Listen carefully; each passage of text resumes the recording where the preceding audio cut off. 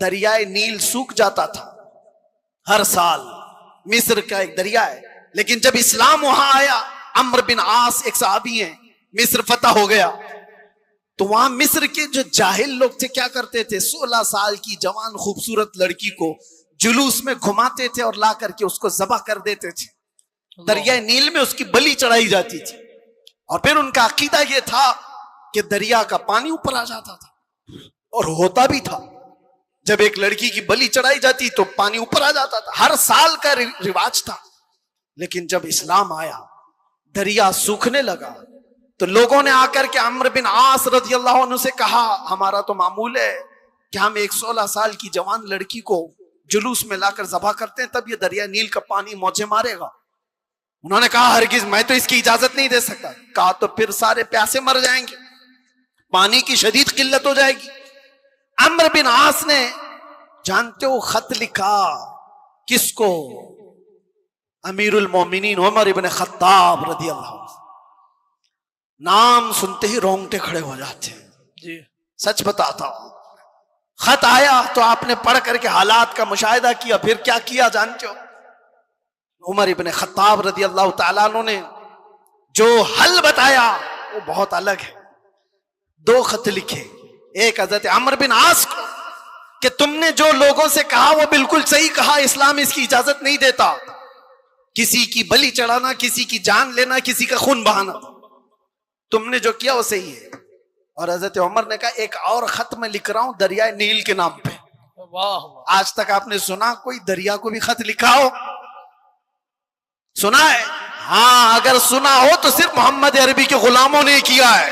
बेशक, सुभान अल्लाह, सुभान अल्लाह। आज के बैठे हुए 1400 साल बाद के कुत्ते मोहम्मद अरबी सल्लल्लाहु तआला अलैहि वसल्लम की शरीयत को नोच खाने की कोशिश करते हैं। इन्हें पता भी नहीं, ये इस्लाम को ऐसे अंदाज में बयान करके लोगों में शक व शुबा पैदा करने की कोशिश करते हैं। ये इस तरह के कितने आए, कितने चले गए, कितने आए लोग आज बैठ करके इस्लाम को खत्म करेंगे, मुसलमानों का कत्ल करेंगे, क्या क्या। आज भी मैं देख रहा था, पाखंडी तलवारें बांट रहा है, कोई चाकू चुरियां बांट रहा है। तुम उनको तलवारें दिखा रहे हो जो 1400 साल से करबला सुनते आ रहे हैं। सुभान अल्लाह। ये चीजें पुरानी हो गई, पुरानी हो गई। ये सब चीजों से डर और खौफ का माहौल नहीं ला सकते। इस्लाम था, इस्लाम है, इस्लाम रहेगा। मैं कहता हूं, उन्होंने पढ़ा नहीं इस्लाम को, पढ़ा नहीं। मेरे आका के गुलामों ने दुनिया की रीत रिवाज को, तूफानों की, आंधियों के रुख को कैसे मोड़ दिया था। हजरत उमर इब्न खत्ताब ने दूसरा खत लिखा दरियाए नील के नाम पे, दरियाए नील के नाम पे। अरे दरिया है, क्या लिख रहे हैं? बिस्मिल्लाहिर्रहमानिर्रहीम। ऐ दरियाए नील, उमर इब्न खत्ताब रसूलुल्लाह का गुलाम तुझसे कहता है, अगर तू अपनी मर्जी से बहता है तो तेरे पानी की हमें हाजत नहीं, से बहता है तो उमर तुझे हुक्म देता है कि अभी बह जा। वाह, सुभान अल्लाह। खत में लिखा, और उसके बाद दोनों खत गए, एक अम्र बिन आस का था, एक दरियाए नील का था। हजरत अम्र बिन आस ने अपना खत पढ़ा, फिर दरियाए नील के नाम जो खत था वो ला करके दरियाए नील में डाल दिया।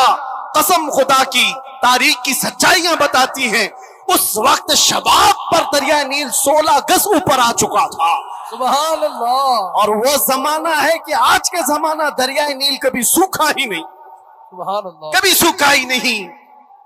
ये है मेरे आका सल्लल्लाहु तआला अलैहि वसल्लम के गुलामों की जिंदगी। मेरे अजीज हो, नारे तकबीर, नारे रिसालत।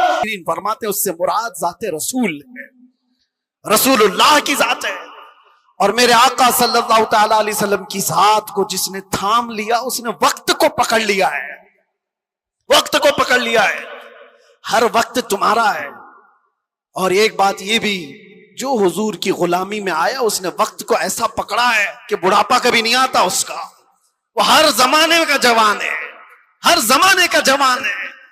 इसीलिए जिन औलिया कामिलीन को हम सुनते हैं, हमारी तसव्वुर में ऐसा आता है, इमाम हुसैन का जब जिक्र करते हो, इमाम हुसैन का जब जिक्र करते हैं, सच बताना, मेरा अपना भी मुशाहिदा, करबला की दास्तानें सुनते हैं तो ऐसा लगता है एक वो हसीन जवान जो करबला के मैदान में डटकर मुकाबला कर रहा है। पूरा तस्वुर तो यही रहता है करबला का वाकया सुनने के वक्त, लेकिन पढ़ने के बाद पता चलता है कि उनकी उम्र तो 56 साल की थी। गौसे पाक का तज़किरा आता है तो शक्ल शबाद तस्वुर में ऐसी आती है किसी हसीन जवान की। गरीब नवाज का तज़किरा आता है तो किसी हसीन जवान की।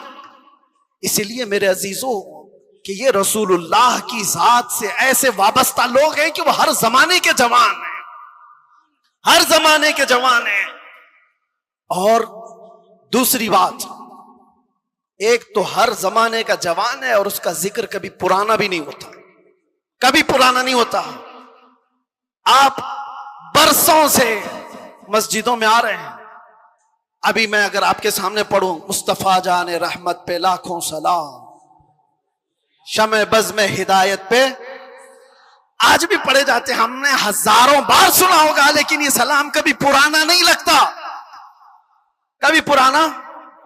और मैंने अपनी तकरीरों में कितनी बार आला हजरत के उन अशार को तिलावत के तौर पर पढ़ा होगा।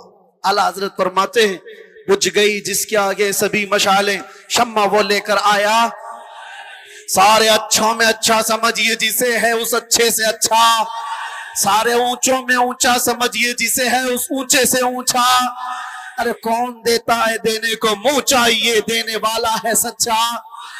ये वो अशार है, हम बार बार पढ़ते हैं। मजा तुम्हें क्यों आ रहा है?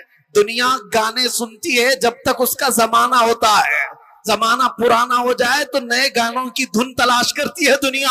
लेकिन बारगाह मुस्तफा की मदह सराई ऐसी है, अभी मैं अगर कहूं वो अहसनु मिन कलम तरक़त आईनी व अजमलु मिन कलम तलिदिन निसाउ खुलिक़त मुबर्रअम मिन कुल्लि ऐबिन कअन्नका क़द खुलिक़त कमा तशाउ।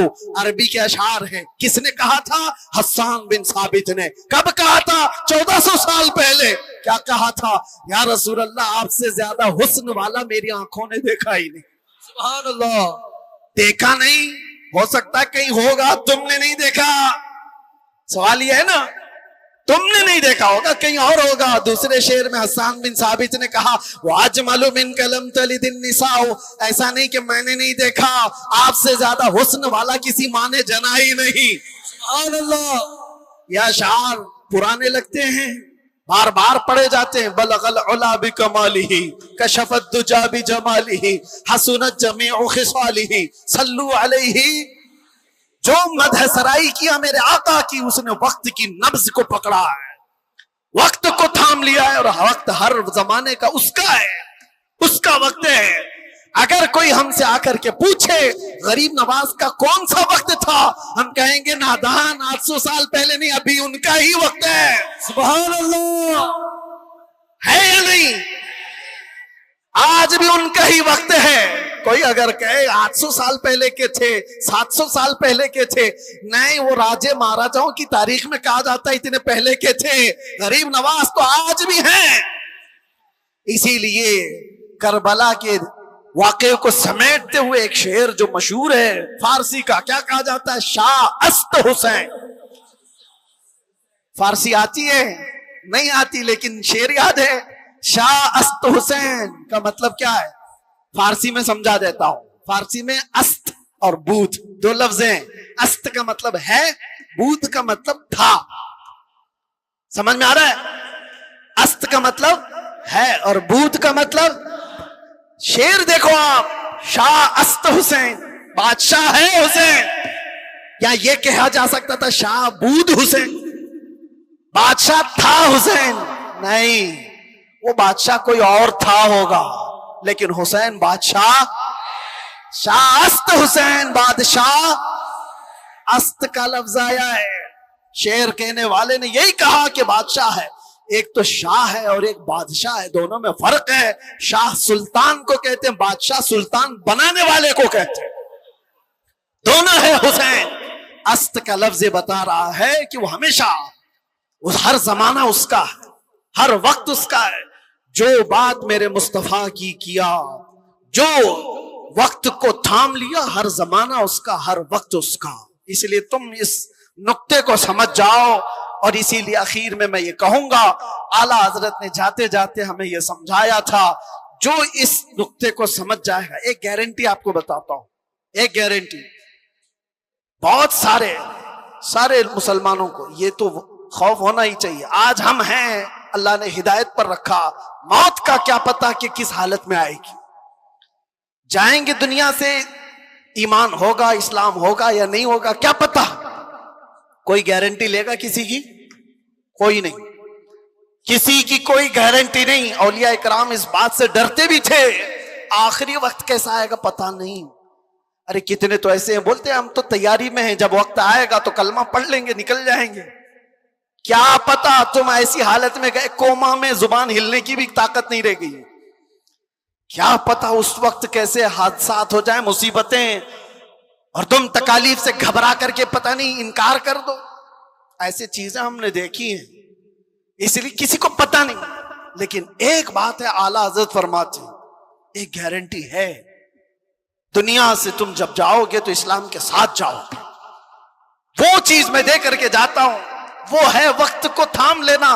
आला हज़रत फरमाते एक चीज है, अगर वो करते रहोगे तो दुनिया से ईमान के साथ ही जाओगे। वो क्या है? उन्हें जाना, उन्हें माना, उन्हें जाना, उन्हें माना। ना रखा गैर से काम, होगा क्या? लिल्लाहिल हम्द, मैं दुनिया से मुसलमान गया। क्या होगा? अल्लाह का शुक्र है कि मैं दुनिया से मुसलमान जाऊंगा। अगर उन्हें जाना, उन्हें माना, इस बात पर तुम अमल कर लो, बाकी किसी नसीहत की जरूरत ही नहीं। तुम अपनी जिंदगी को ऐसी गुजारो मेरे अजीजों, कल की सुबह आने से पहले ये ख्याल करो कि मेरी सुबह ऐसी हो कि जिसे देखकर मेरे आका मुस्कुराए, मेरे आका को खुशी हो। हर हफ्ता मेरे अमाल की खबर फरिश्ते मेरे आका की बारगाह में पहुंचाते हैं। मैं इस हफ्ते ऐसे अमल करूं कि फरिश्ते जब मेरे अमाल की खबर बारगाह मुस्तफा में पेश कर रहे हो तो आका देख करके मुस्कुराएं कि मेरा गुलाम खुशियों के अमाल कर रहा है। ऐसा ना हो कि इन रातों को तुमने अय्याशियों में मुब्तला कर रखा और तुम गुनाहों के अड्डों पर दिन और रात बसर करते रहे हो। फरिश्ते जब जाकर बारगाह मुस्तफा में सुना रहे हो तो ये खबरें दे रहे हो कि फलां का बेटा या रसूल अल्लाह रात पूरी गुनाहों के अड्डों पर गुजारा, रात की तन्हाइयों में वो लोगों से छुपकर अय्याशियां कर रहा था। जब हमारी इन खबरों को बारगाह मुस्तफा में पहुंचाया जा रहा होगा तो हुजूर पर क्या गुजरेगी। वो रसूल है जो अपनी उम्मत के तलवों में कांटा चुभना भी गवारा नहीं करते। जब हमारे सख्त तरीन बुरे आमाल पेश होंगे तो मेरे आका पर क्या गुजरेगी। इसलिए जो अपने नबी से मोहब्बत करता है वो अपने वक्त को बर्बाद होने नहीं देगा, अपनी जिंदगी को अपने हाथों तबाह बर्बाद नहीं करेगा। इसीलिए उठो, कुव्वते इश्क से हर पस्त को बाला कर दो, दहर में नामे मोहम्मद से उजाला कर दो।